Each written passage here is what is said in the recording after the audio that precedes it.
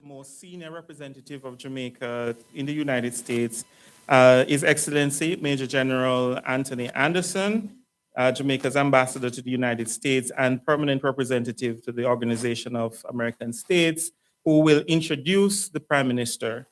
After the Prime Minister's presentation, we will take some questions, or better yet, as we have been doing all day, presenting ideas to the Prime Minister in terms of what we are going to be doing. And after that, we will wrap today's program. So Ambassador Anderson, over to you.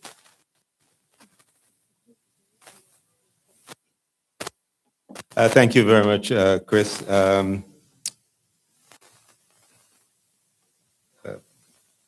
Prime Minister,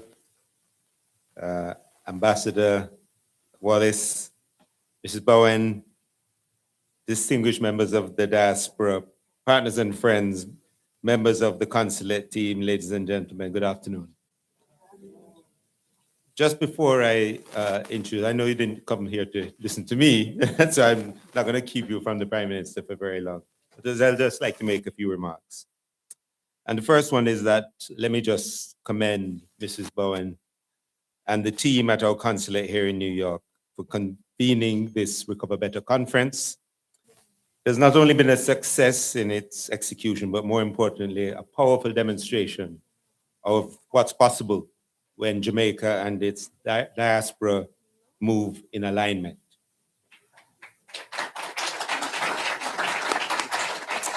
Over the past several days, I had the privilege of hosting Ministers Bartlett, Green, Williams, and Samuda in Washington, D.C. I can tell you this, the conversations are no longer about potential. They are about execution, scale, and impact. The discussions we had painted a picture of a future for Jamaica that is defined by massive investment, development, productivity, and growth. And this is something we've wanted for a long time. But now there's a clear pathway, practical steps, and the effective leadership of the Prime Minister and his team who are executing this. We're in a time of transformation. And as a Jamaican, I'm excited and feel privileged actually to have a front row seat to this change that we're seeing and what is to come. At the recent meetings of the World Bank and IMF, which are taking place in Washington, D.C. right now, I asked the executive director who has responsibility for Jamaica among many other countries, how is Jamaica doing? So he says, Jamaica is a star. It is actually what he said. It's a model and it's a country that we are encouraging others to look at what they're doing and follow. He said it, his words, not mine. So that's, and if you think about it, that's not really rhetoric, that's reputation. And I can tell you that it made me certainly proud to be the ambassador and hearing the World Bank speak about us like that.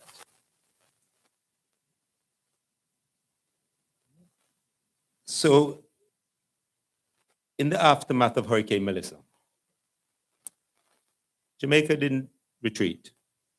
We responded, we stabilized, and now we are rebuilding with purpose. What is emerging is not simply recovery, but renewal, stronger infrastructure, smarter investment strategies, and a more climate resilient development path. And let me say this directly to you as our diaspora. Your role in that response was indispensable. I was here, I know. I saw the work, and the work's not over. You're still doing great things. And you know, you stepped up so well and so fast. So I thank you for that. As a new ambassador coming in at the time, I'm still pretty new, but at the time, it was really good to see that happen. And for all the people who called and offered their assistance and so on, I thank you.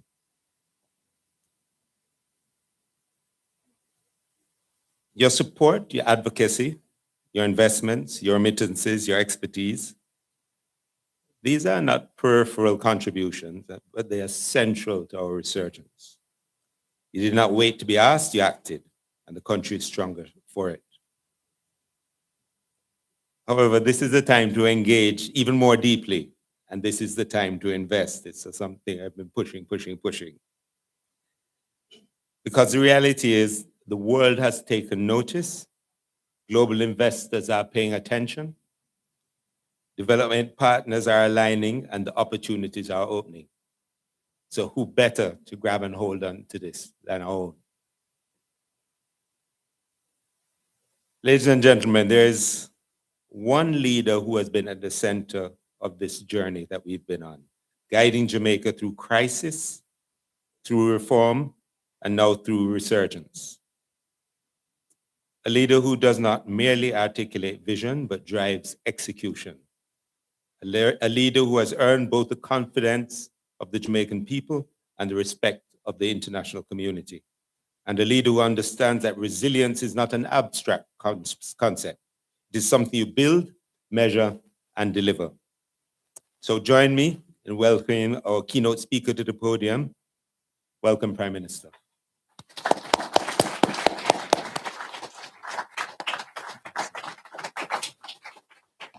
Thank you, Tony. You will please be seated.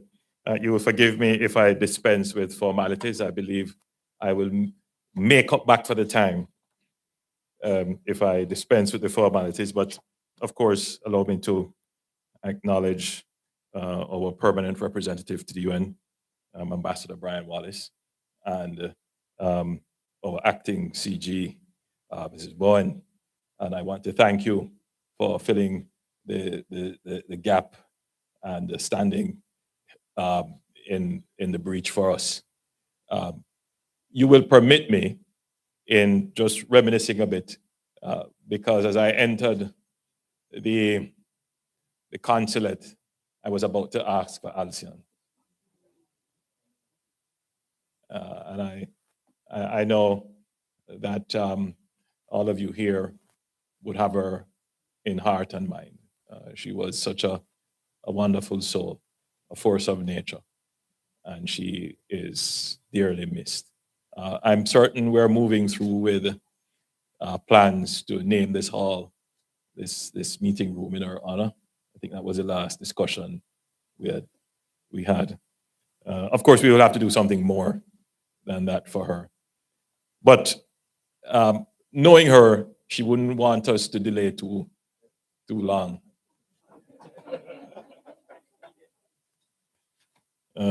And she would want us to move ahead with the plans because she was just that person. So I know now you have been briefed thoroughly because I'm seeing the representatives from Jamaica here on what has been happening in Jamaica, on the disaster recovery, on the establishment of NARA. But you know what I know about my diaspora is that sometimes you know more than the Jamaicans at home.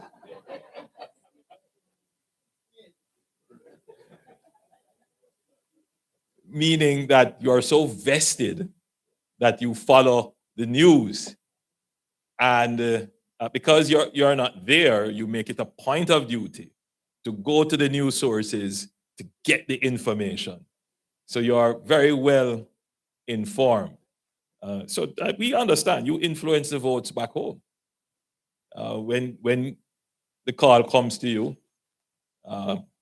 it is not only asking for support, but it is also to complain. And when you call home, it is to, yes, we're giving you some support, but we want you to do certain things. Yes. So the connection of the diaspora is so important in the happenings back home.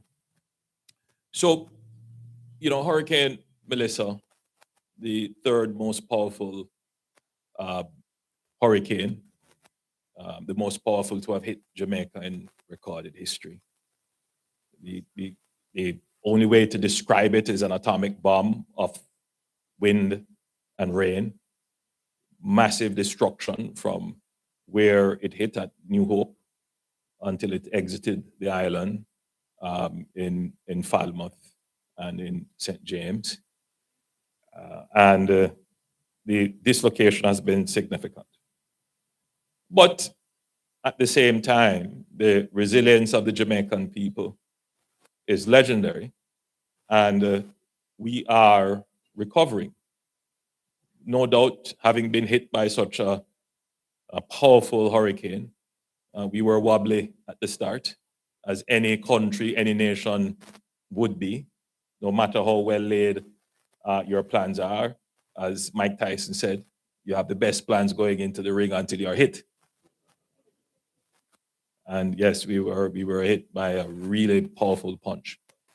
And we managed to get through the relief phase of the response. And then we came through the recovery phase of the response. I officially closed the recovery phase last month.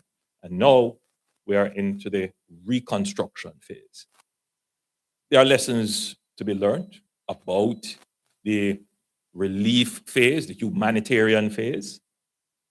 I wouldn't say it is perfect, but to be fair to ourselves, we are not comparing ourselves to perfection. We're comparing ourselves to other countries and to other situations. And relative to other countries, as the experts have said, our relief and recovery effort is world-class, without question. Obviously, you will hear the critique, as there must be in a democracy. The criticism is necessary to keep us grounded, keep us on our feet, and not to lose focus, as governments are wont to do. So we see the criticisms as necessary when they are constructive, because in today's world of social media, not all the critique is designed to be constructive. Some of it is just for destructive purposes, but the government filters and focuses.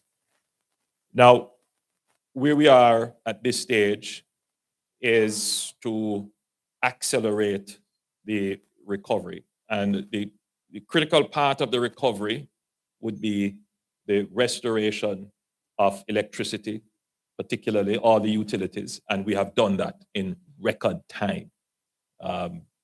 We're about 99% restored in terms of electricity, water, hospitals, schools. The country is functioning. We're back up and running after such a devastating hurricane. Is it, as I said, perfect? No. There are still some challenges that beset us. One of them is the quick distribution of roof repair grants, because an important part of the recovery is the restoration of roofs, because the main damage to households would have been the destruction of residences, in particular roofs. It is not a financial problem. So it is not that the government doesn't have the resources. Let me be careful how I say this. We are not awash with cash, but we have planned in advance for the disaster. So we had some money set aside. And because of our good fiscal management of your resources, we were able to make certain budgetary allocations. So it's not an issue of the government not having the resources. It is an issue of the bureaucracy to distribute. And we experienced this during COVID. We experienced this during Hurricane Beryl, and we are experiencing this now. The truth is that a large number of Jamaicans are unbanked. They're not formally a part of the financial system, so they don't have bank accounts to which we can readily send funds. And where they do have, sometimes these accounts are inactive. So you may send funds and they are returned. So this is a larger problem of informality in the society, and we have to solve the informality issue if we are going to be able to serve persons quickly in times of a disaster. So we have in place what we call the agenda of the digital society. And it is a very wide agenda, but just to break it down very quickly, one, we want to give all Jamaicans a national unique identification. And that is already established under the NIDS, the National Identification Project, and that is being rolled out. We are supporting new financial banking systems, digital banking systems, to allow for digital payments. That is not going as quickly as we would like. I see my friend here smiling. He knows everything about that. But we are progressing. We have technically at this point distributed all the grants in the first phase that we have allocated, and we will do another round of grants to rebuild roofs. One of the things we're picking up is that persons are getting the grants, but they are not actually going to the hardware to get the materials. And so there are a lot of issues there. People have to wait to supplement what we are giving in grants with their own income. Some people don't have to store the material. So there are all kinds of logistics issues. So we are expecting that in the coming week, an uptick in persons going to actually encash the grants to repair their roofs. And once that is done, then we'll go into the second phase to get to those persons who we have assessed, but they have not yet gotten their grants. So we will make another allocation. In the first phase, we allocated 10 billion Jamaican dollars to the roofs program, and that covered just about 50,000 persons. We had assessed over 100,000 Jamaicans, 100,000 households that were destroyed. So we have another round to make. So I want to assure all Jamaicans that the government is not finished in terms of the distribution of roof repair grants. We will do another round as we collect the resources into this new budget. We will make an allocation. So I want to put everyone at ease that, yes, there will be some support coming from the government. Just to rehash, I know you may have heard, we give a grant of 500,000 Jamaican dollars for households that have been badly damaged. And that would help to restore at least 1 or 2 rooms in a house that has been totally destroyed. We give another grant of, I believe, about 200,000, and then another grant for 75,000 for persons who have just received minor damage. So that part of it is moving along. I won't say that I'm, thoroughly satisfied that it is moving at the pace that I would want, but we're going to put greater effort in that all Jamaicans who are expecting to get some support and that they have been assessed and legitimately certified as suffering damage, that some support will get to them. But why I'm here today, talk to you about the reconstruction phase. And in the reconstruction phase, we are going to turn crisis into opportunity. That's what this is about.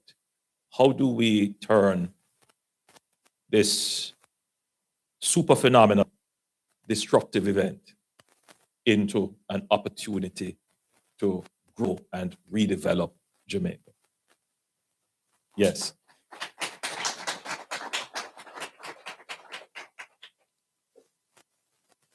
many of you who would have left Jamaica and would have had the opportunity to live in a first world country, when you go back to Jamaica, you say, oh, Jamaica is such a beautiful place, but you know, why are the hospitals the way they are? You know, why did they build the hospital right on the seafront?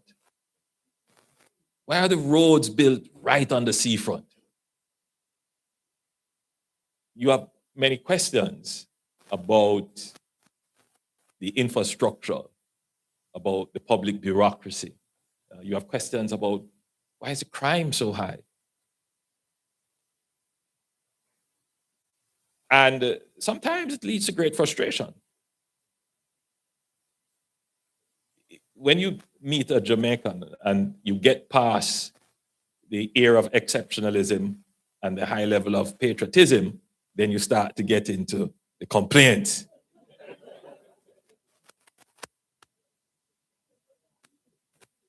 Thank God for the high level of exceptionalism and patriotism. Because if that didn't exist, then the frustration, I'm certain, would have turned off many. But it is because you see the hope and the potential. It is because when you look at Jamaica as the oldest Black democracy in the world, that has contributed so much as a small island to global affairs, that the truth is, it has provided you with an identity in a country where you could easily be lost.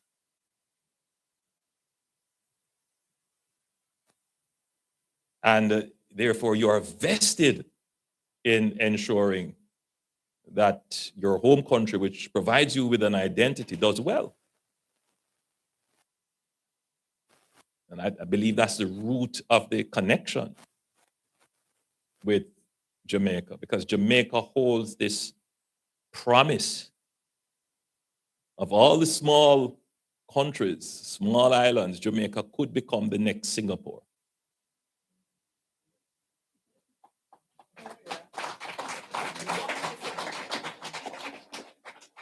But if you talk about Jamaica outside of economic terms, then you would be very proud of Jamaican democracy. Jamaican values, still very strong. So what we need to do is to merge our democracy with our economy. We need to use our strong principles and convert them into prosperity. How do we use our liberal democracy to create a growing economy? That's the big challenge for Jamaica currently. The truth is that we have been exceptional in culture, exceptional in our standing in foreign affairs, exceptional in academia and what we have contributed to the world. But we just have not gotten the economy right. And because we have not gotten the economy right, we have just not gotten the infrastructure right, the healthcare and all the other issues. So where do we start with getting things right? That's a question for the diaspora, for our generation. Where do we start? How do we get things right in Jamaica? And the first thing you have to do, make no mistake about it, is to get the economy right. And when I say the economy in this context, I'm talking about a limited aspect of the economy, which is to get the fiscal management of public finance correct. Because for many years, we struggled with getting fiscal management correct. Fiscal just simply means what you collect in taxes and how you spend it and how you manage borrowing. Because a part of the Jamaican psyche and culture for a very long time was that we did not exercise agency over our financial affairs, meaning we didn't take responsibility. There's always a sense in our leaders that it was somebody else's fault, that we were caught up in a global debt trap, that oil prices rose and threw our economy into turmoil, that some foreign companies were coming to exploit us. It may very well be true, but we should never have stood in lamentation. We should have stood strategically. It is only recently that we have had a kind of social contract to break this kind of, I call it, lack of accountability in the management of our fiscal affairs, to put in place very strong fiscal policies. And the greatest impact of that is to reduce our debt from 147% of GDP to, we were just about cracking the 60% of GDP. We cut it more than half, right? We did that. And that's phenomenal. I mean, let's be clear. That's phenomenal. Very few countries have managed to do that. So the question for us is, how do we take the learnings from that experience and apply it now to other areas of the economy? That's really the challenge. So the big challenge now for the economy is growth. So we have managed the fiscal issues. And by the way, when we say we have managed the fiscal issues, it also means we have managed the political pressure to spend without accountability. But that's essentially what it means to have fiscal discipline. Because there are a lot of countries like Jamaica, the population wants so many things, and they put political pressure, and governments come in and make promises that they can't afford, and they behave in a profligate way, and then the electorate is confronted with either high debt or high taxes or both. And then they end up in political turmoil, and then they go back again in a cycle. We have managed now for the past decade to break that. And having broken that, it means that we are able to withstand shocks. I'm not telling you that we can withstand every shock, but we are in a far better position to withstand shocks than we were before. So since we have transitioned now to a better model of fiscal management, how do we transition to a better model of growth? That is a real tricky question. How do we get growth? Yeah, we have been getting growth. We've been getting, 1%, 2%, but we need to crack the 5% growth ceiling. How? So one is a concentrated investment strategy, growth strategy through investment. The other is to increase productivity and efficiency of the economy. And the other is innovation. We need to create new products. And then, we need to increase the complexity of the economy. All sectors work together, and the input of one sector is used. And, you really build a booming economy that way. So Hurricane Melissa has provided us with the opportunity for growth that is induced by investment. That's essentially what it has done. But not just random, haphazard investment. Strategic, coordinated investment.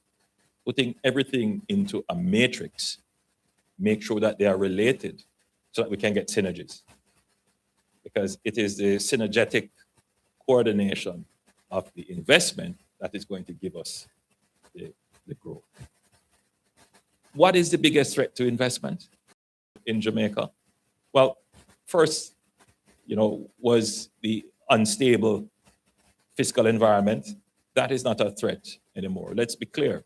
Jamaica is the only country right now. I'm not sure what Guyana's situation is, so maybe Guyana may have changed their foreign exchange policy. But Jamaica is the only country in CARICOM that has a freely floating currency.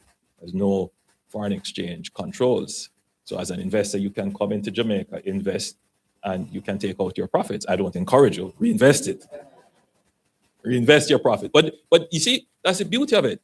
Once an investor comes and they see that they are assured that they can make profit, and if they want repatriate, it is highly likely that they will stay.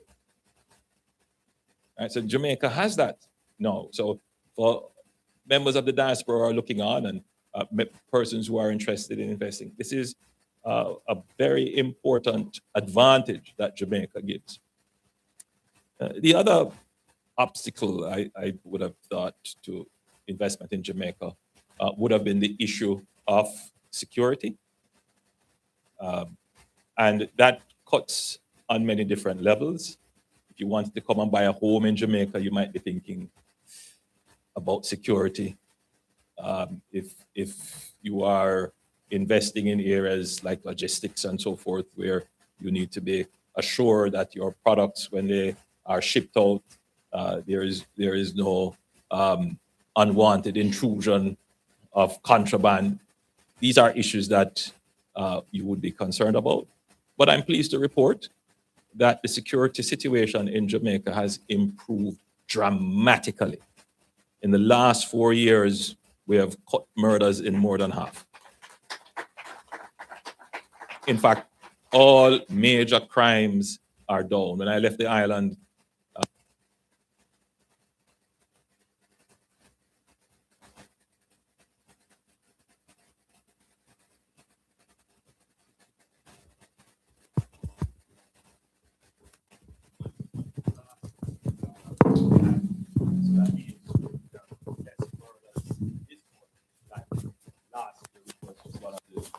so we're continuing the trend.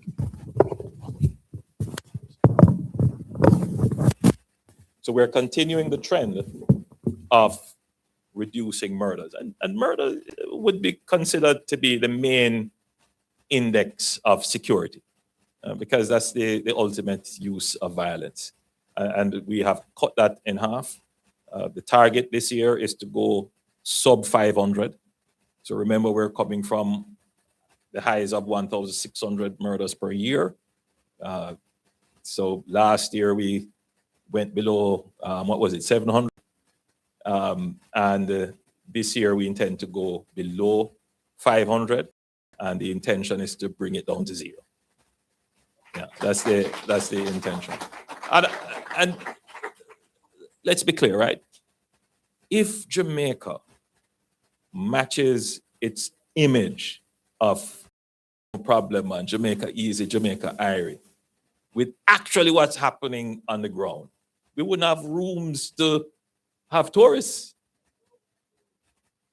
Not just tourists, the number of persons in the diaspora who would come home. So that's the intention. We're making good progress there, and it is not a flash in the pan. We have had now 3 consecutive years of decline, and this year looks like it's going to be a 4th consecutive year. Once we crack 5 consecutive years of decline, then we know that we would have totally eroded and eliminated those persons and organizations that are the purveyors of crime, murders, and other dysregulated behavior in the state. And we are going at this with great determination. In essence, we have changed the risk-reward function for crime in Jamaica. I think the criminals understand that increased and capable forces. So we find it, we have the intelligence kit, and we bring it to justice. So that that is, I think is no longer a major obstacle to investment and getting growth. So what are some of the things that are still outstanding? One that we get a lot of complaints about would be the public bureaucracy, how long it takes to get anything done. Can I tell you that that is my greatest challenge? And I say that as the Prime Minister of the country. And when I say this, I recall I made a speech about inefficiency and the dense nature of our bureaucracy, and the response of a journalist, well, you're the Prime Minister, just fix it. Just fix it. Stop talking about it and just fix it. Well, it's not so easy because of the bureaucracy we have, the nature of our democracy. The very thing that I just said at the beginning, our liberal democracy, power is not concentrated in the hands of the Prime Minister only. There are independent institutions with independent authority. We have laws that we have made that we can't easily change. And the laws that we have made are there for good reason, because the laws are there to fight against corruption. And that could be a big threat as well to investment and growth. So it's a balancing act. How do you increase the speed of the bureaucracy without increasing corruption in the system? So it's not a simple task. And it's not a simple task either, because even when you propose new laws to expedite and do things quickly, there is great public debate and suspicion that what you are trying to do is to circumvent the existing laws. Which brings me right back now to NARA.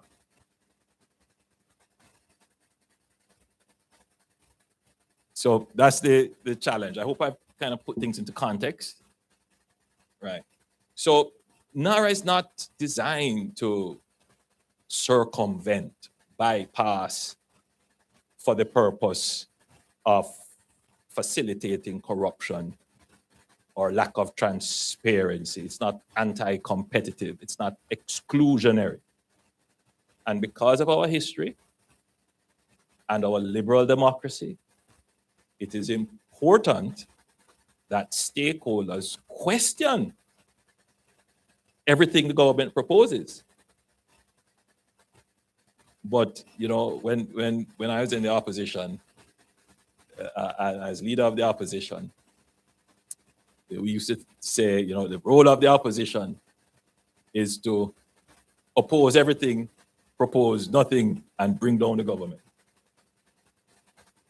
That's what the thought was, but we never acted that way. No, I took the view that we must be constructive. So even in things like getting the IMF program on board and getting all the legislation required by the IMF, we took a proactive and constructive approach and worked with the government to ensure that this national objective was achieved.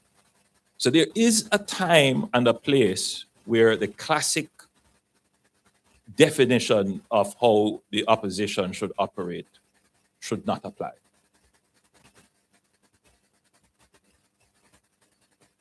And that would speak to the maturity of the democracy. It speaks to building social partnerships. And that's what we did to build the social partnerships to get us to good fiscal management, to put in place fiscal rules. Now is such a time. The reconstruction of NARA really should be approached as a national consensus. And I'm speaking here, I've said it in Parliament, that has to be the approach. We're not saying that the bill mustn't be criticized. I'm not saying that the bill can't be improved and refined, but there is a space to dispense with political theatrics and performance and focus on the interests of the nation. And I think the NARA bill provides us with this opportunity. The bill comes with a very short sunset clause, so it's not going to be there forever. It's a very limited period of time to get a certain set number of projects executed. And those projects can change the face of Jamaica. The question is also asked, then why not do it through the existing bureaucracy? And I'll give you a few examples. We have a program to restore bridges in Jamaica. It is a program in collaboration with the government of the United Kingdom. We'll be looking at a number of bridges across Jamaica that are in a really bad state of disrepair. Now, the process for public investment in Jamaica starts with investment appraisal.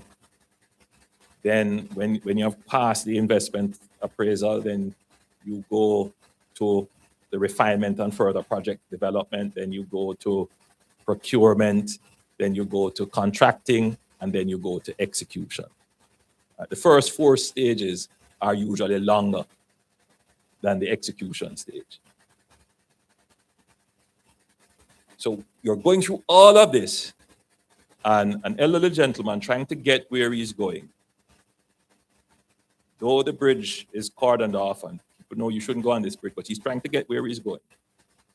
He falls off the bridge, which is one of the bridges to be addressed by the program, and dies.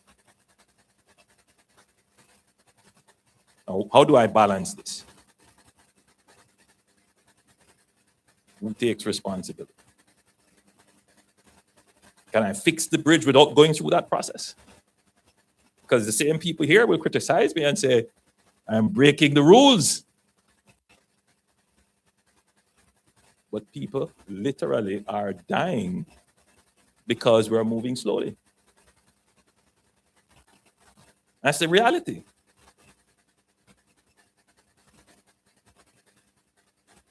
That's the reality. The existing process can't carry us through what we need to do here.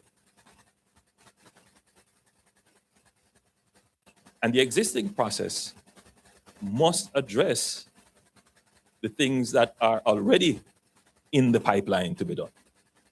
So these new projects would displace. So we want what is already in the pipeline to get done, the new projects, and those that we pull out of the pipeline to get those done quickly. That's the objective. There are questions about governance. Governance, there's nothing that you do in a modern democracy where you do not consider the issue of governance. Governance means, at its basic, accountability. How are the public funds reported on? And how do we assure the public that the funds that you have provided through your taxes or through loans, that they are actually used for the purpose for which they were allocated? So that's the accountability and accounting part of it. Then there are issues of fairness and equity. The people who get to spend the funds and benefit from the funds, why? Why did you get the contract and not you? So those are equity questions. Was it competitive, or was it because of who you know? Then there are the conflict of interest issues. Are the people making decision also have an interest in benefiting from the funds? And there are some other deeper equity issues as well. So governance is important. And governance starts from the minister. Then there's an intermediate body, which is the board in some instances. And then you have the executive, the person who actually takes the policy and converts it into the outcome. Now, between the minister making the policy, that policy getting through to the board, to the executive, and then converted into an outcome, there are many slips between the cup and the lip. There are many ways in which policy, though well-intentioned, can go wrong.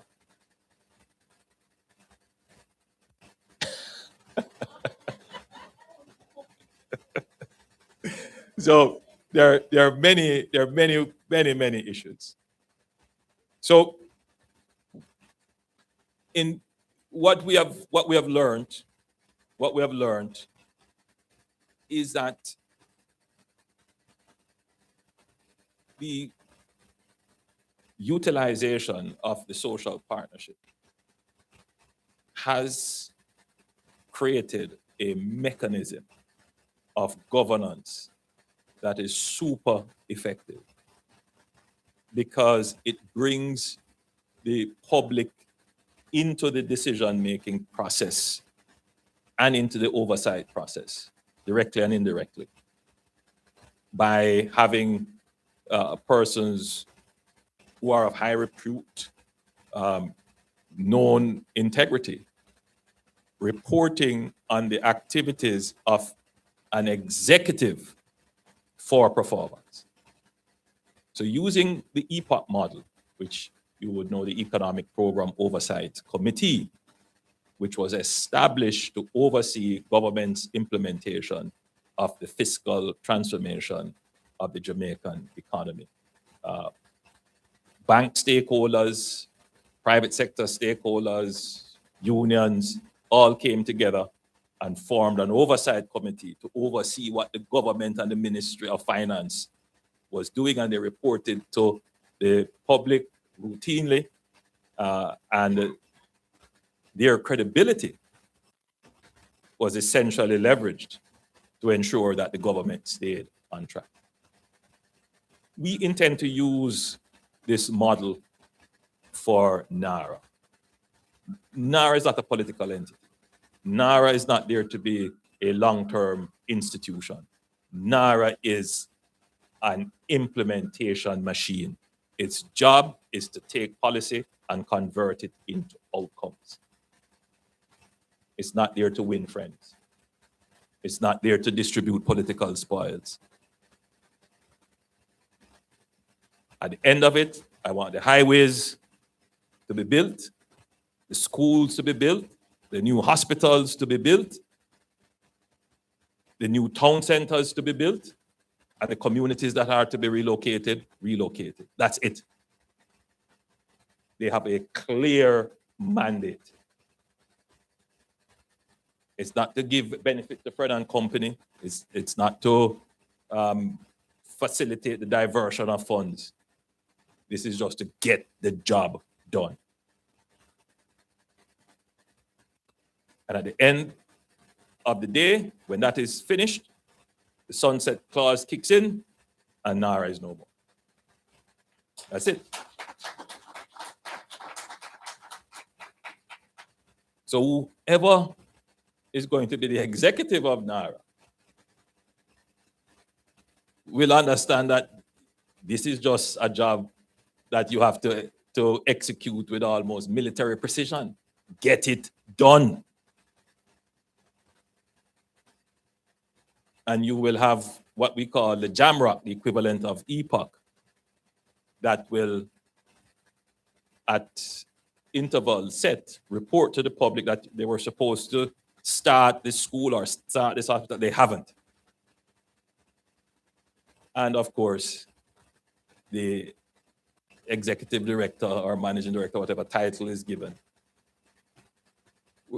he's not going to be my friend. If the job isn't being done, that's it.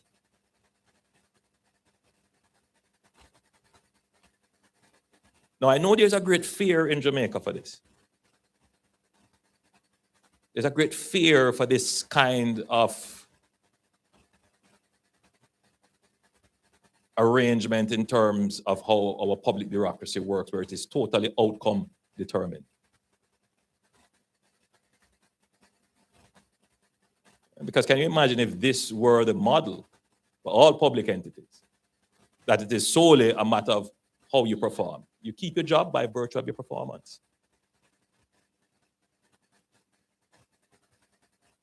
Can you imagine?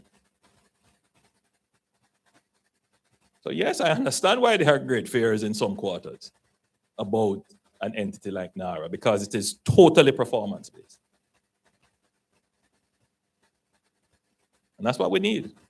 If we are serious about getting growth, we must transform our public bureaucracy into one that is performance-based and outcome determined. Right now, we are process-based.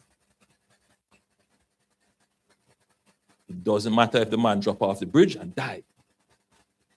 What matters is that we followed the process.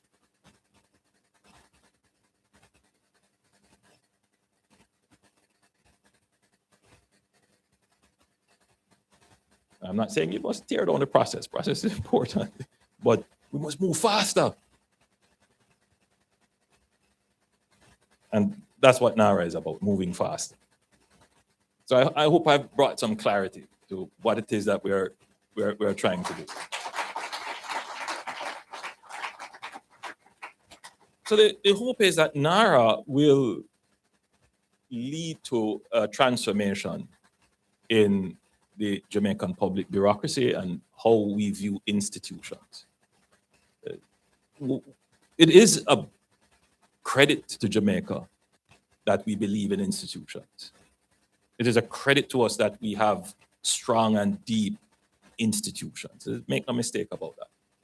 But the next phase of our development and the next generation of Jamaicans must appreciate that the world owes us nothing. They are not going to tolerate our pace. And if we don't move quickly, we will be left behind.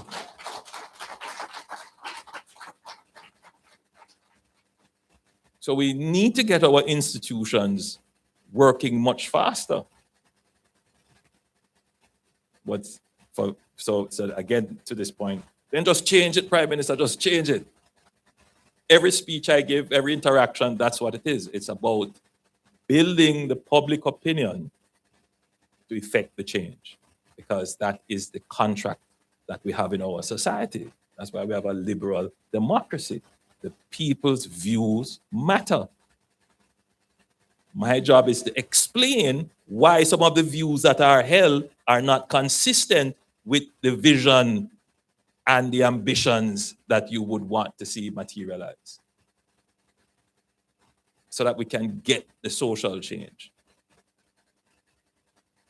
So there is a process that we go through. So I've been on this, I've made this speech maybe 30 times already. But we keep doing it and we keep doing it. Eventually, you will call your aunt in Jamaica and say, you know, you must tell them they must move faster. And then that gets into a song somewhere. They make a DJ song about working for, and then you see the culture start to change, which then reinforces, because that's the democracy, right? That's our democracy. That's our democracy. And that's what we've been doing. We are not trying to be bullies about this. And it does take its time. But I think NARA has given us an opportunity to accelerate this. And so what we have done, we've put certain things in place. For example, we have put in place a speed program. We have the integration of technology into our bureaucracy. We're doing all kinds of things to introduce technology to speed up our bureaucracy and to change the way in which we do business. And little by little, we're seeing the change, but we want to make a big change now. And NARA is going to be that big change that we want. So we look forward to the support of the diaspora. We look forward to you interacting with Jamaicans back home and explaining to them, the speed of thought that business operates here. I keep saying we have the fastest man and the fastest woman in the world in terms of the record. We should be the fastest people in business.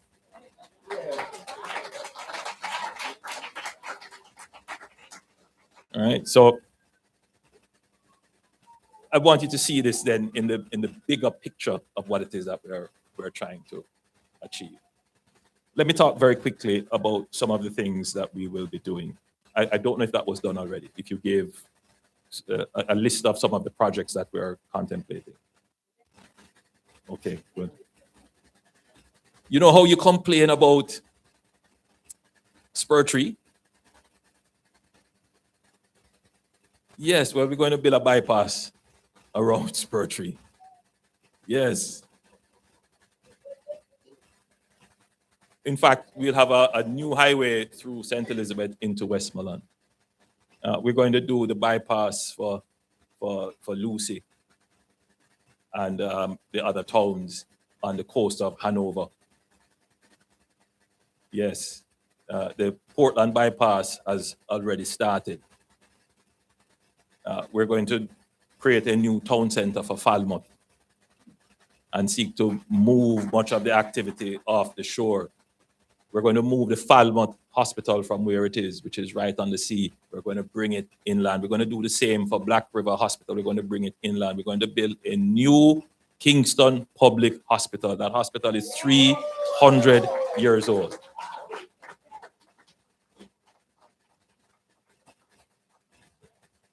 We're going to do work on the Sandy Gully. We're going to build a new port in St. Thomas.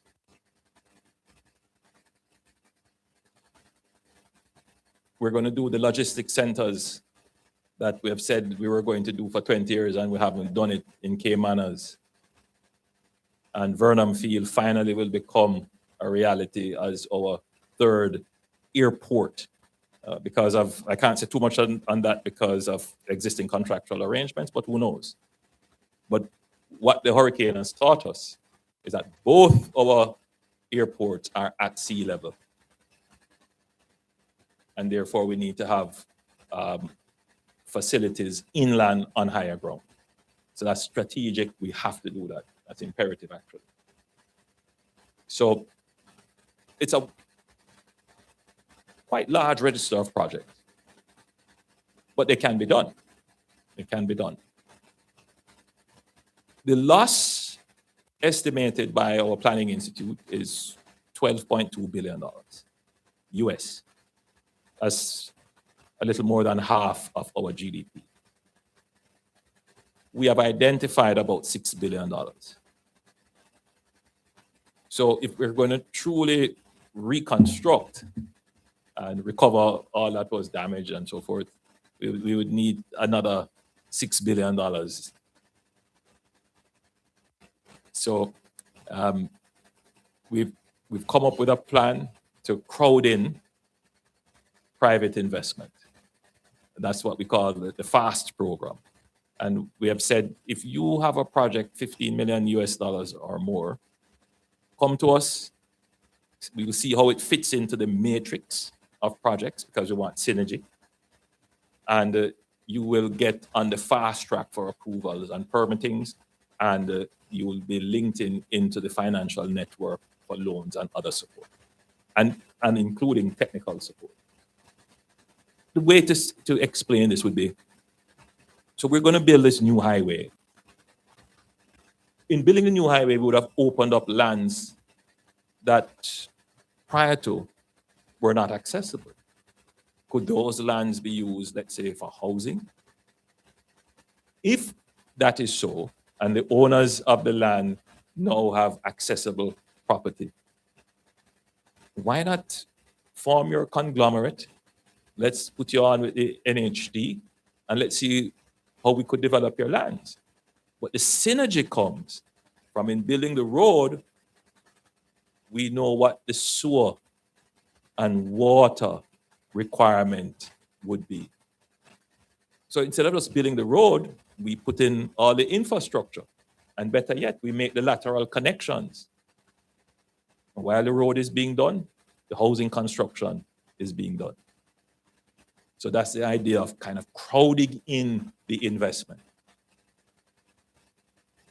So if you have 15 million US dollars there and it's burning your pocket, come to Jamaica with it. We have projects. We have projects that make sense, and we will quickly approve for you to get started. That's the idea. The leader of the opposition was saying, I'm coming to New York to beg money. You know, I will always seek support for my country.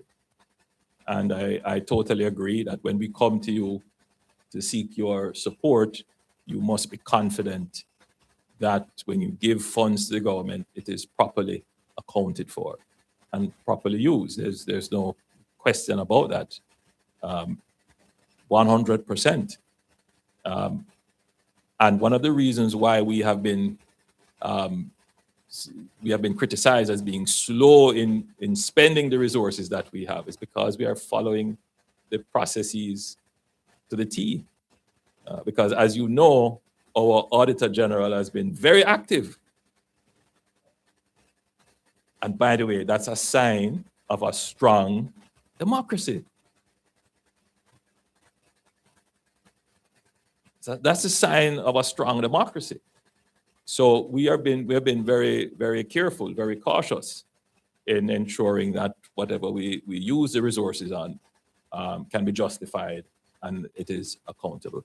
Just to be clear, because I'm not sure that it is in the domain here, that so far, in total, Jamaica has received 1.471 billion Jamaican dollars in donations.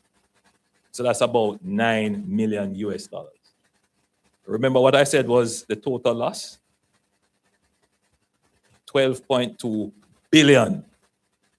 I'm not going to tell you what percentage the donation is relative to the loss. You can work that out. All right? We're going to go to questions shortly. I'm going to wrap up now. But I just wanted to say that in this figure of $1.47 billion would be donations in cash. By the way, this is just cash donation. This is not what you would have sent in the barrels and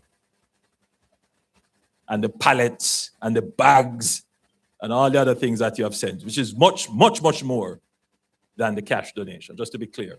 But in the cash donation, some of this would have come from governments, would have contributed. Government of China,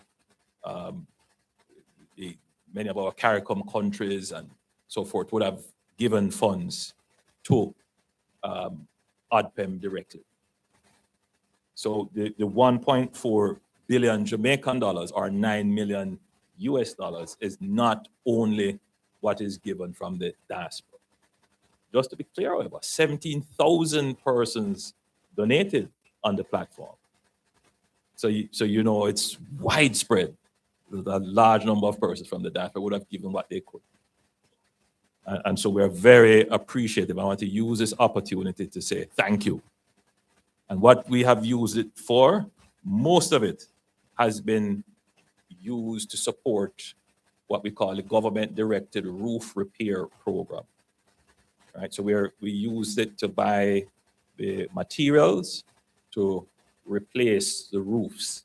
So far, between the JDF, the government of Guyana, and other entities that have contributed, 400 and odd roofs have been repaired so far, and the program is ongoing. Some of it will be used to buy equipment, and because that is specified by the donor. So we'll be using it to buy heavy equipment that will last for the next disasters to come. So that is in the resilience building. So this is not money that is going to not have a lasting impact. So I want everyone to be assured that the funds that have been given are being used for good purposes and well accounted for. So I think I have entertained you enough, and now I am prepared to take questions.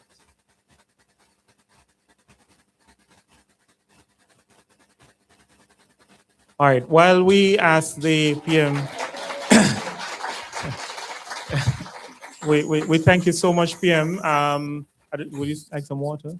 You spoke for colleagues. Can somebody, it's on its way, while PM refreshes to take your questions. Can I have a second mic here? Can I take yours? So the rules of the game for the Q&A this evening, you only have 10 seconds to ask the questions. No.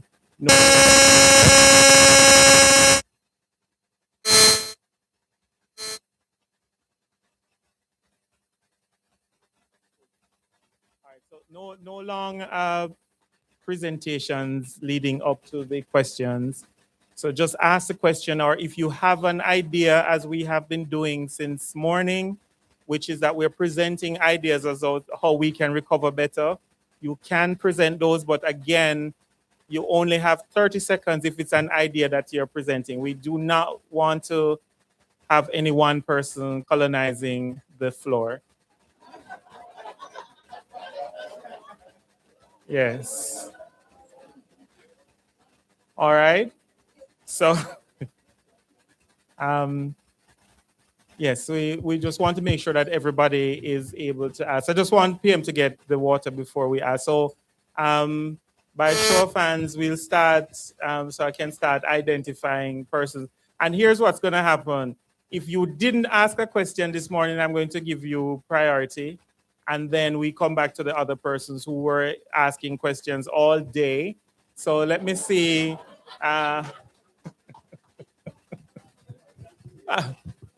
Lorraine, I wasn't calling any names. All right. So remember, only 10 seconds to ask your question. If you're giving an idea, you have 30 seconds. And, we're going to say wrap afterwards. So the gentleman who is behind the camera, he came in late, didn't ask a question. That young lady down at the back in the green, she is number 2. And lady there, number 3, another green dress lady right there. And then after those 3 questions, then we'll come back. So, first question, PM, you can.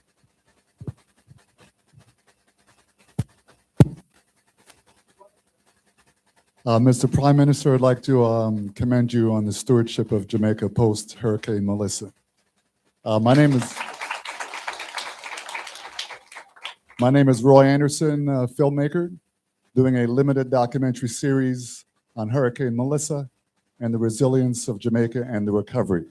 So my question to you, sir, is this. It's a specific question. Will this be in the documentary? No. Background. Given the scale... Because I don't have some makeup. I can get you a makeup artist. All right, so given the scale of the impact in St. Elizabeth, the country's breadbasket, what does meaningful recovery look like now, several months after the hurricane? Well, firstly, speaking for St. Elizabeth and Black River in particular, is the restoration of electricity. That's number 1, and water, number 2. One of the things we haven't discussed is the removal of debris. Debris management has turned out to be a huge challenge after the hurricane. And we have dedicated almost $2 billion for debris management. We were already stretched as it was, and the hurricane has stretched us even more. So the cleaning up of Black River, though not perfect, but substantially better than what it was before. that would be significant. And the start of restoration of roofs, that would be significant. Getting our kids back into schools. Now, there are some schools, not a lot of schools, but you don't want your schools to be used as shelters while children are being educated in them. And so we have to move with greater speed to get those persons who are in the schools utilizing them as shelter out of it. It's not a lot of schools, maybe 3 or 4 schools where there is a real challenge that we have this problem. We're giving ourselves the end of this month to solve that. So by and large, life has returned to some normalcy. People are functioning. But if you were to ask about St. Elizabeth, particularly Black River and places like Hong Kong and so forth, the reconstruction, that is what is going to make the difference. So the hospital, to build a new hospital, in fact, to build a new town center, urban center for Black River, in effect, to become a new capital for St. I'm trying to avoid the term new city. All kinds of things have been. I don't know why we are afraid of building a new city. Countries are building cities every year. I mean, it's part of the spread of urbanization. But yes, we will build a new urban center, and we will do some amount of relocation. But there is a particular area where it is clear that rebuilding in that area would be just setting up yourself for another disaster. So we will have to do some relocation. Yeah. Good. Hi, thank you, Prime Minister, for your comments. My name is Ashley Allison. I support the Northeast Diaspora Council. I want to go back to your comment of mobile payments and the amount of cash system in Jamaica. There are many countries where that have lower GDP, but they have higher rates of mobile payments and more banked individuals. So what are some specific ways that you are looking to not only increase the number of people with mobile payments personally, but especially in commerce? Can you name some specific actions? All right. The purpose of mobile payment is to combat the number of persons who are unbanked. So, yes, there are countries with lower GDP, but have more persons relative by percentage that can be involved in using digital payments. They may not have a bank account, which is the difference. So in Jamaica, we may have a higher percentage of bank, but still not as high as we would want, but a low percent of persons utilizing digital payments. And that is the challenge. So Jamaica is one of the few countries in the world that has established digital currency. We have Jamdex. I gather the United States is contemplating their own digital currency. We have a digital currency, but it has not taken off as we would like. Part of the challenge is the banking system being willing to fully roll out what would be necessary to support digital systems. So you would need, for example, point of sales, machines and the various cards and all that is required. That is a significant expenditure footprint that banks would have to undertake. The other is to establish a unified platform, because you wouldn't want to just have one payment system. You want to have many payment systems, but you need a unified platform on which the payment systems can exchange. So we have started discussions with countries such as India about using their unified platform. So we are in dialogue with that. We have a system already which connects all our ABMs, and that might need further investment. So we are in dialogue with the banks to expand that and make that more available. Our central bank has created what is called a sandbox, where digital mobile payment systems can get approvals. I don't want to be critical of my central bank, but the process has been slow, so I am told,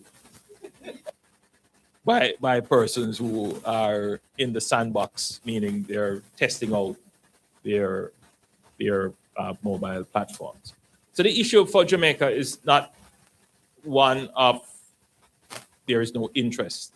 The issue is one of how fast the bureaucracy can move to approve these things. Now, as I've said before, the government can give the directive, but the independent central bank has to be sure that whoever they put on the platform can perform.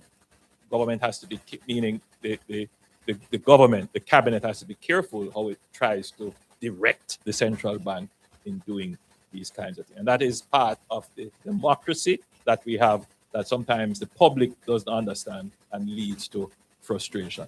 So me speaking in this way, I'm certain the governor of the central bank is hearing me and will send me a note to give me an update as to where we are with the spread and greater utilization of digital payment systems.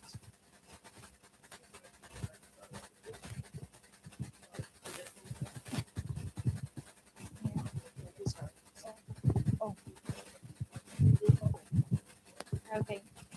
Hi, Mr. Prime Minister. I know you mentioned a few things like having investments of $50 million and above receiving 15. Okay, Yes. $15 million and above receiving, expedite access to loans. But given Jamaica's study,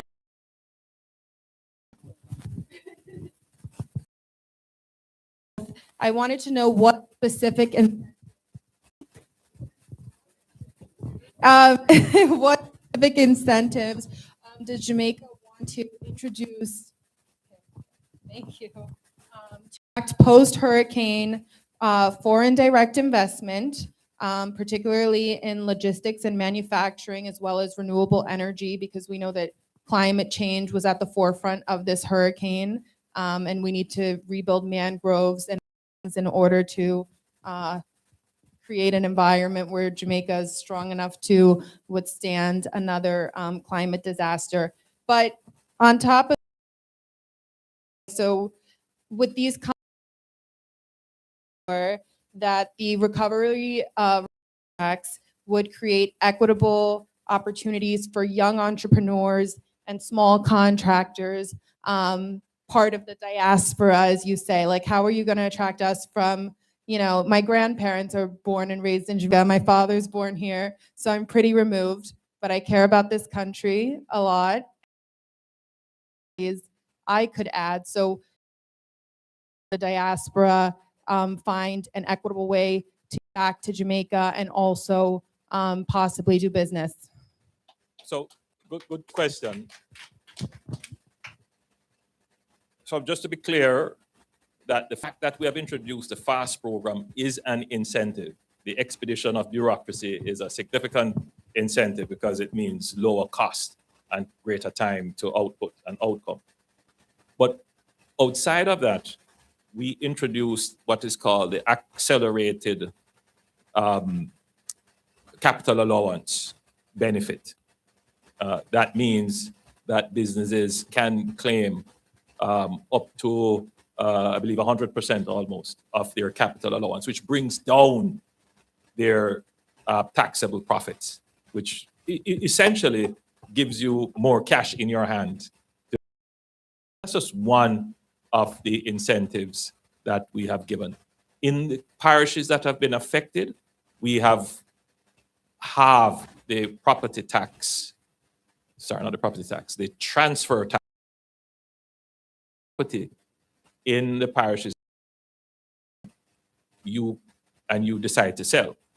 You have to pay half of the national rate for transfer tax, which is transfer tax is usually a prohibitive tax on the sale of land. So those are some of the incentives that we give. There are specific incentives to particular industries. You mentioned logistics.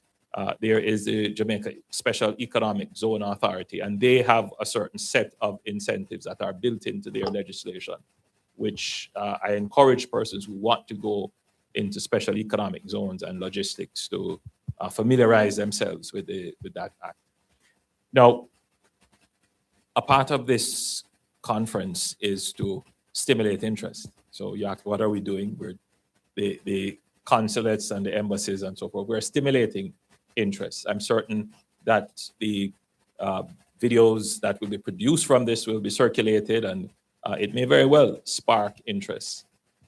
But look out for the advertisements, because your question was, how do we ensure that there is equity and fairness in contracting? So NARA is not going to dispense with the need for competition in contracting. So we will advertise all the works that have to be done. We're looking for EPC contractors, essentially large contractors. But when they do come to Jamaica, they will be required to involve and include Jamaicans here and Jamaicans at home to participate in the rebuilding of our country.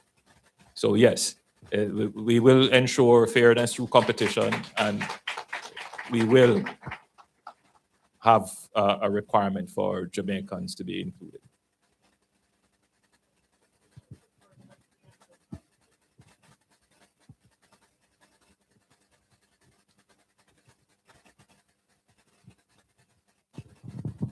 Hi, Prime Minister. Thank you so much for your remarks. My name is Nyota Loving. I'm an operation manager in cryptocurrency. I know moving fast has been a topic of conversation and a pain point for many, especially myself when trying to do business in Jamaica. Just like the young lady here, I am a bit far removed. My grandparents were Jamaican. I found out I can get descent, and I did that. So super happy to officially be a Jamaican. So what are we doing to attract young professionals like myself from the diaspora who are already used to moving fast within American corporations into the institutions in Jamaica to help move faster? Because I know how to do it. I can come in and do it. That's what I do. I do operations, but how do I get there? What are you like? How are we attracting the professionals in the diaspora that are young and doing it here already, that are willing and want to come back home? You mentioned you're into crypto. Yes, I am. So one of the things we need in Jamaica, it would be support in developing the regulatory framework for some of these new industries like digital assets and so forth.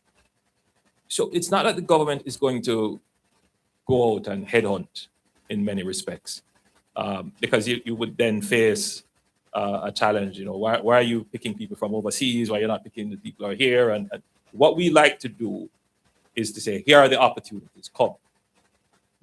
All right. And if you indicate that you would like, then we will reach out. So we'll and I'm happy you're indicating, and you notice what I picked up, crypto. You know, look, we're always going to be looking at some of these things with some amount of skepticism because they are new, and Jamaica is, believe it or not, a very conservative place. So we're not going to be the first adopter of some of these new industries.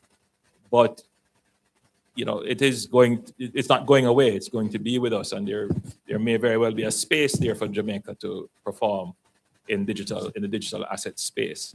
So we would love to have Jamaicans in the diaspora who are familiar with this digital asset space to start working in the Jamaican space to have that done.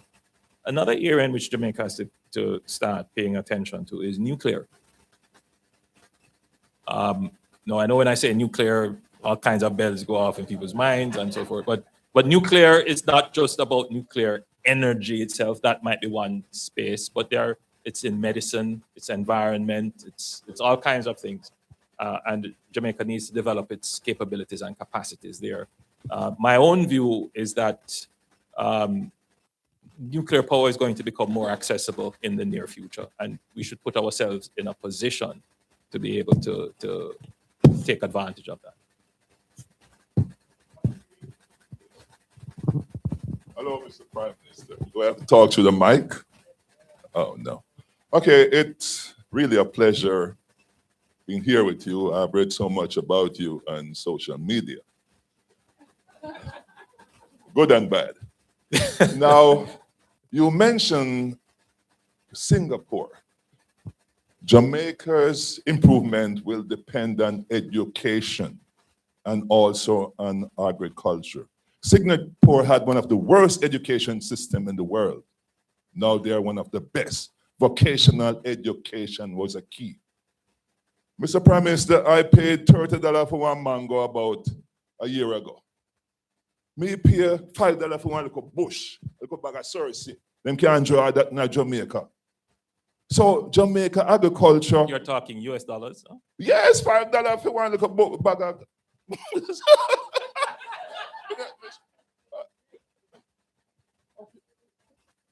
Yeah, in New York here. All right? It's true. A little bag of sorcy, a little bag of fever grass, a big money. $60 for one soursop because $12 a pound for soursop 2 years ago. How much soursop can grow up on a tree in Jamaica?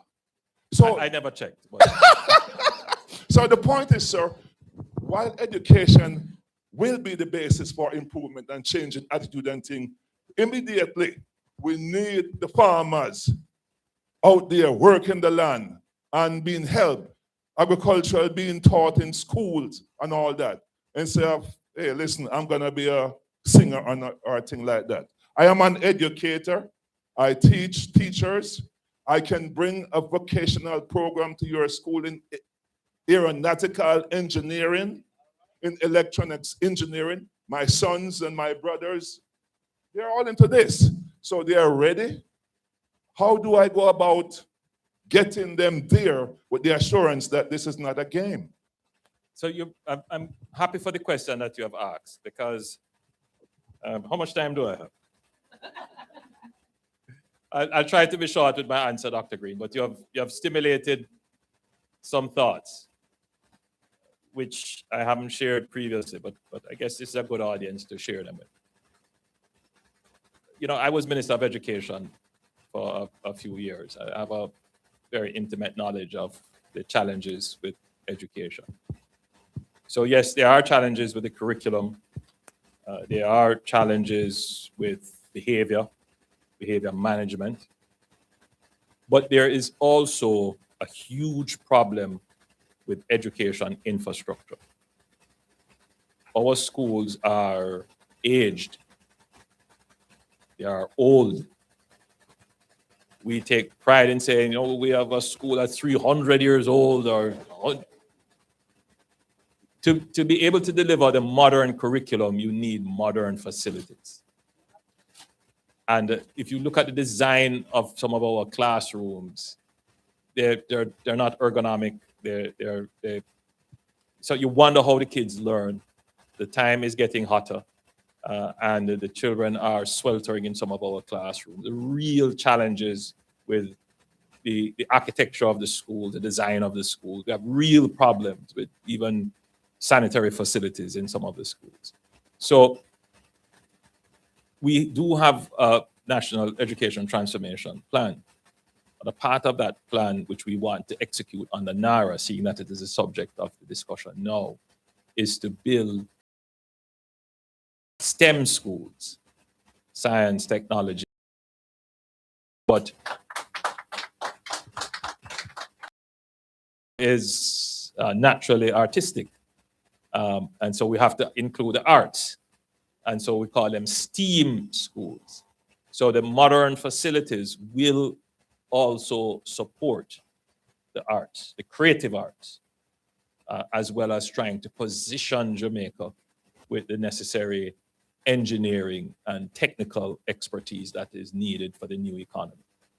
So if your question is, what are we doing to transform? This is one tangible thing that we're doing to transform the education system. I could go on about the curriculum and so forth, but I want to just focus on that because these schools will be done under NARA.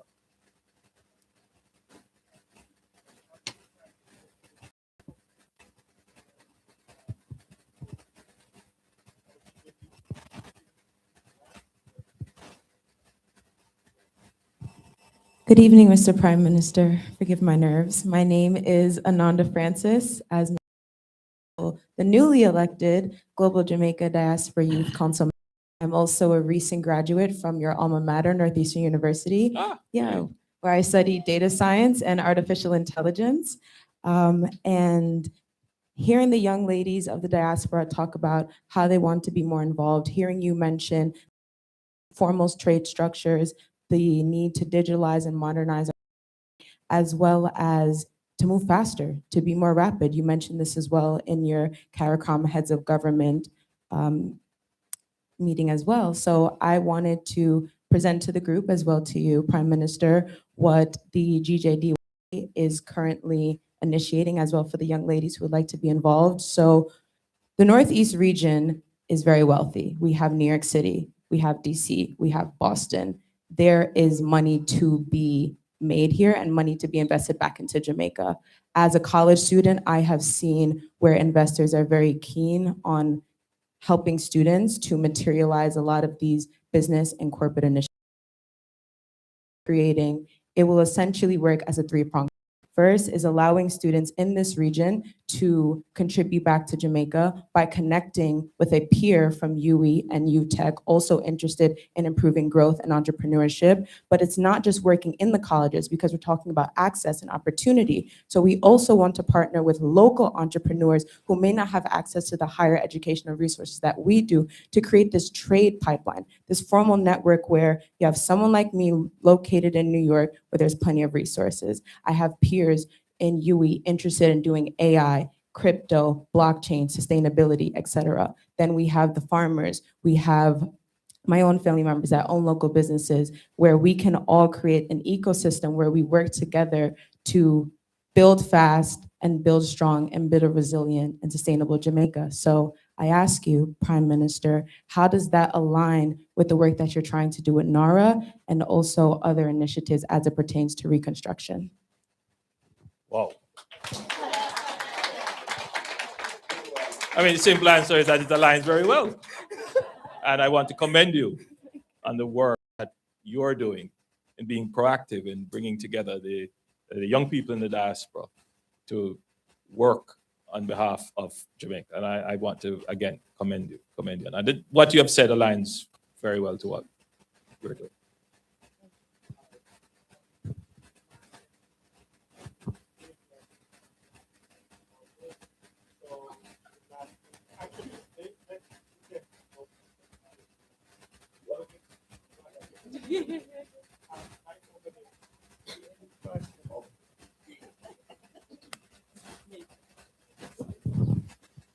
Age before beauty. But she's beautiful. Thank you very much. David Mullings, Blue Mo Capital. As you know, PM, we were working on a project in Nola Harbor, 700 houses. Just full disclosure is a $17.5 million investment for those houses. Beyond that, no. Not for each. No, the houses. Well, you know the price. Just of to the be clear. houses. Well, yeah, just to be clear. 17.5 million expenditure to build the 700 houses. We've now expanded to Negril. We've been approached to do 109 in Negril. And we're looking at 115 acres in Westmoreland, in White These are House. the projects we need. And By we've the way, been, we have a housing deficit of 150,000 houses thereabout. right now, is needed. So the price of housing in Jamaica keeps going up precisely because the supply is low. So if we have more David Mullings looking to crowd in, we'll be very happy to have the investment. So as I know we're doing 180 acres in Yala St. Thomas, we've been approached. So we have 9 projects we're looking at, 4 approved within our group. As you know, we were qualified by the SEC to raise money here in the US from non-accredited investors and invest back in Jamaica. First company in US history to get that done. Please get some more. We're getting ready to list at NASDAQ and had one problem. We met with one of the largest developers in Jamaica for affordable housing. And I said, if we could bring in more cash, more capital, what would be your one problem? And he said, skilled labor. No matter how much money we bring down there, and if we had all the cement, all the blocks, all the steels, all the systems. So, David, one of the things I did not speak about in terms of for coming back to Jamaica, and you're seeing Jamaica, what I'm about to say, you may say this does not square with what you see. But Jamaica at 3.5% unemployment is practically at full employment.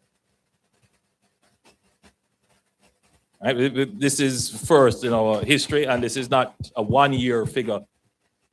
We've been doing this now for almost a decade.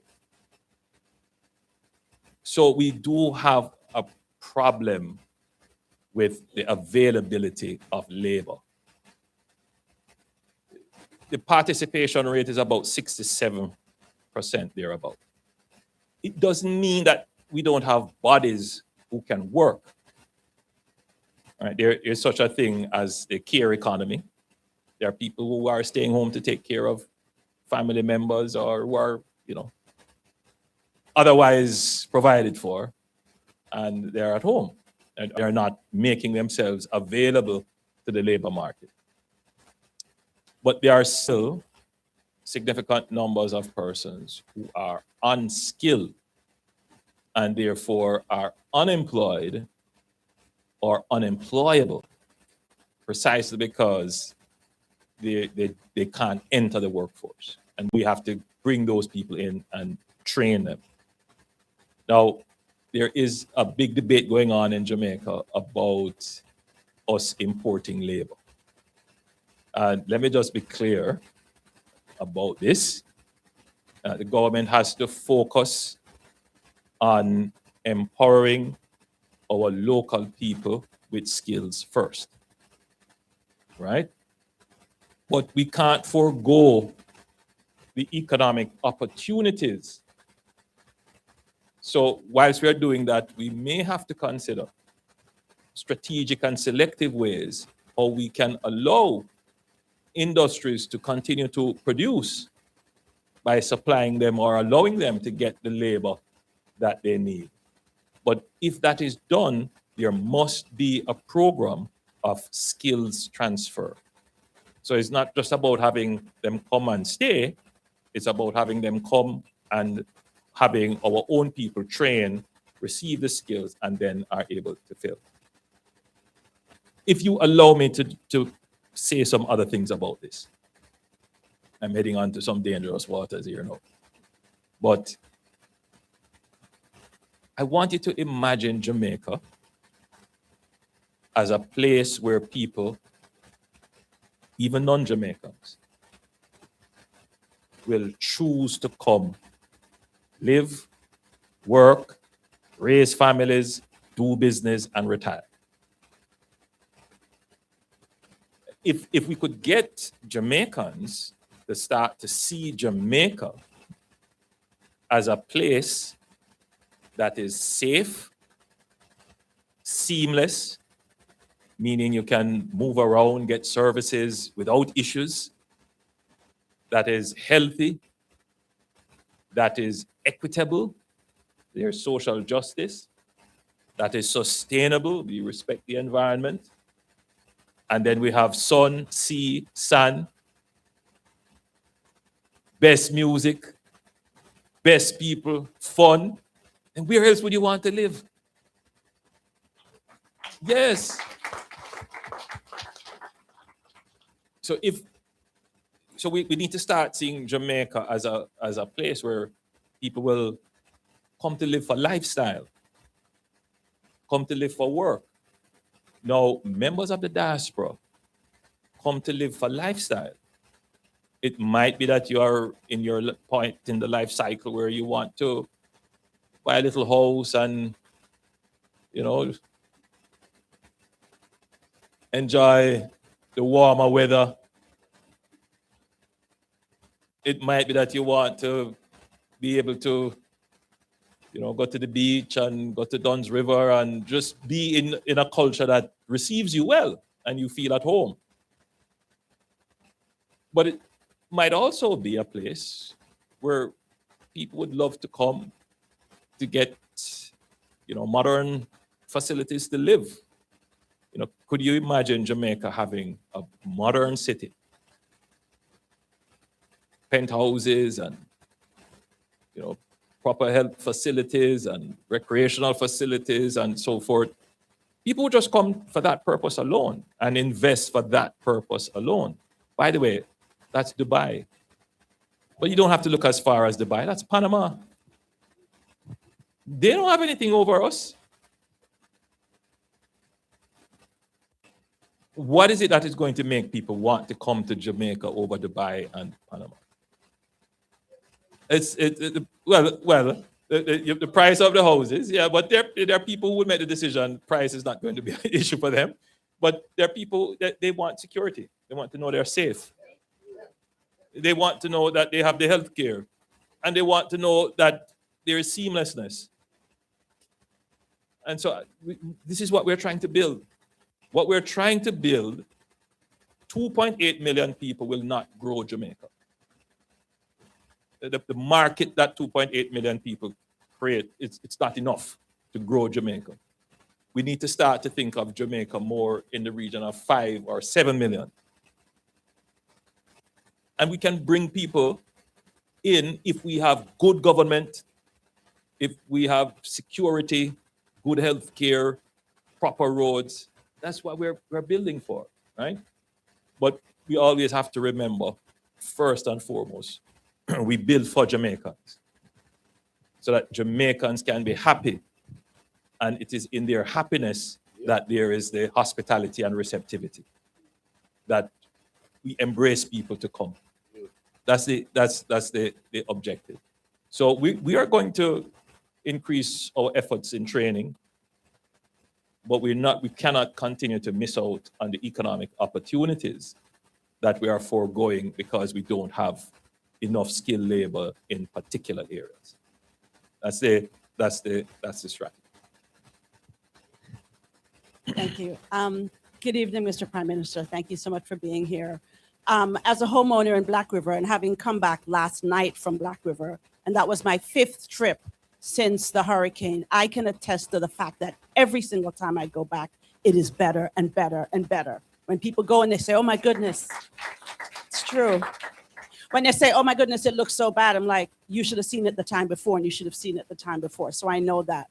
My question is that when you think about the fact that a central feature of performance-based systems is, an infrastructure around bonuses and disincentives and incentivizing. And, when we talk about systems and people say, the system isn't working, and the response is always, well, actually, the system is actually working because it is rewarding exactly what it is created to reward. So I'm wondering with NARA, is there a heightened system of bonuses and penalties, whether fiscal or otherwise, to ensure that we have that movement, right? So that, and I know that we will see where if the project is X percent completed. Can I suggest something? Yeah. Look, the knowledge is in the diaspora as well. Yeah. You see, if sometimes it is good to have persons who are knowledgeable about Jamaica, but not connected in a sense that they have a particular interest or connected to a political party or anything, to explain issues to our family members and friends back home. Because what you have said there is so eloquently put, that it's not that the system is broken. The system is designed to do exactly what it is doing. And can we have a real performance-based system that you get paid according to your output? Believe me, that is not a popular thought.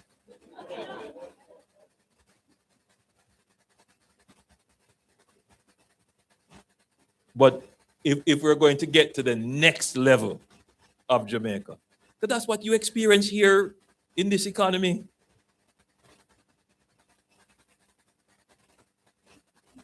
Yes, I mean, you see that every day. Now, can you get your relatives back home to become comfortable with that concept? I hear the reservation. But you see the difficulty that we face. It's not just about an edict, right? It's about getting every Jamaican to change the way in which they think, right? To change the mindset. That is the challenge, to change the mindset. So yes, NARA, to give you an insight, I wanted this to be legislated, to be placed in the law. That, there is an incentive structure and it's performance based and so forth.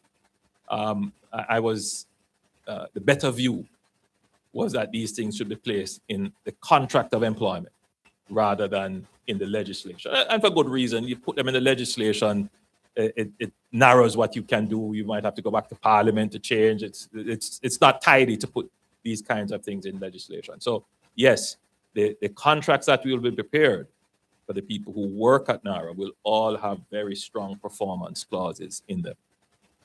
That's the idea.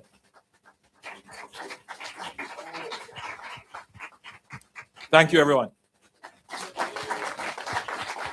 All right. All right, so let's give a round of applause to PM for taking those questions and being with us.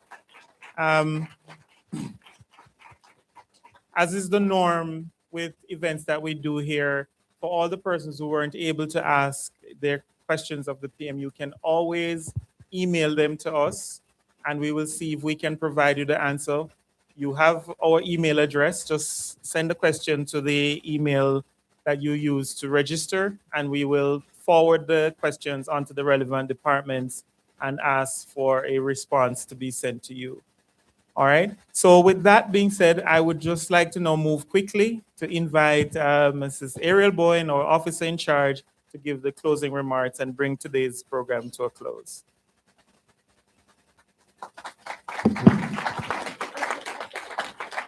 Thank you very much, Mr. Benjamin. Prime Minister, Ambassadors Anderson and Wallace, distinguished moderators, presenters, panelists, and of course, participants who traveled far and wide to be here today, I thank you. It has been a pleasure to have hosted you today at this Recover Better conference here at the Jamaican Consulate in New York. Let me say, Prime Minister, how honored we have been to have had you here today. Your visits to New York are always met with great anticipation, and this has been no different. We thank you for the clarity and the comprehensive presentation that you have delivered, as only you could have. I'm sure the entire participants wish to join me in congratulating you on your well-deserved award by the American Foundation for the University of the West Indies, which you will receive tomorrow afternoon. Your presence at the conference today has enriched our discussion and brought renewed impetus among the diasporans this side to contributing to the recovery efforts of our Jamaica. Bruised, but not out. Thank you, sir. To all our moderators, speakers, participants, thank you for the engaging and thought-provoking perspectives you brought to this meeting. I thank the Honorable Floyd Green, Minister of Agriculture, Mining and Fisheries, who was quick off the mark to confirm his participation in this event. I thank the Honorable Rhoda May Crawford, the Minister of State in the Ministry of Education, Skills and Information, for her comprehensive presentation that was very well received. Thank you, Ambassador Anderson, for making the journey from Washington, D.C. and introducing the Prime Minister. Ambassador Wallace, our PR at the United Nations, Jamaican Mission to United Nations, thank you for standing in the gap this morning and taking care of business for us. Representing the recently established National Reconstruction and Resilience Authority, you've been hearing the acronym all day, NARA, out of the Cabinet in Kingston, We heard from Ms. Trudy Deans, Senior Advisor to the Prime Minister, Mr. Demoy Carr, Office of the Cabinet. Thank you, Ms. Deans. Thank you, Mr. Carr, for your presentation and for making the trip from Kingston. Dr. David Lowe, Managing Director, and Ms. Nicola Russell, Manager, Public-Private Partnership and Privatization from the Development Bank of Jamaica. Vivian Scully, Chief Executive Officer, Agro Investment Corporation. We owe you a debt of gratitude for coming to Jamaica to be a part of this conference. From the diaspora here in New York, I thank Dr. Anthony Monroe, President of the Borough of Manhattan Community College, for guiding the discussion on education. Thank you, Dr. Monroe. Ms. Norma Jarrett, President of Old Farmers Association of North America, who led the session on agriculture. Thank you. Dr. Karen Dunkley, she wears many hats. But for the purpose of this conference, we identified her as a former member of the Global Jamaica Diaspora Conference. She led us through the session on diaspora engagement. Thank you, Dr. Dunkley. The panelists on her session, Ms. Michelle Tolonil, recently re-elected member of the Global Jamaica Diaspora Council. Mr. Sean Anthony Brown, Sector Lead on Commerce, also on the Global Jamaica Diaspora Council. Thank you all so much for your contribution and participation in this event. To our audience, those who have joined us online, those who are here today, without your questions, your engaging participation, this would not have been what I consider to be a successful conference. Thank you. The Jamaica Tourist Board is always very supportive of all we do. I don't think anyone is here today, but just in case you're joining us online, thank you. You know why we're thanking you. Last but not least, the consulate team.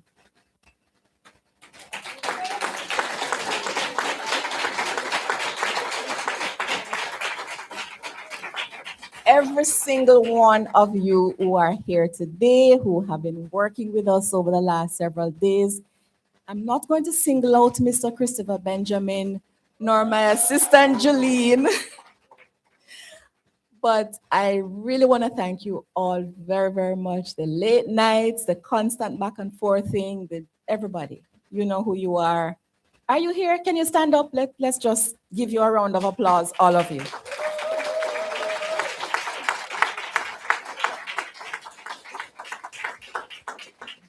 The rapporteurs will be submitting their reports, and as we intended in the very beginning, that we will ensure that we do pick those very action-oriented items that we can share back with our principals in Kingston. We intend to do that as we promised. Give us a little time and we'll put our reports together. I want to invite us for, as we close, a quick get together for a family picture. It is a thing that we do these days, big family picture. We have our photographers. Oh, let me thank the photographers. Oh, these two young men are the persons that we use here at the consulate to help us ensure that our passport office functions well in having the best kind of photographs that we can give to ensure that they're compliant, and they have done all of this without any charge. And I want to.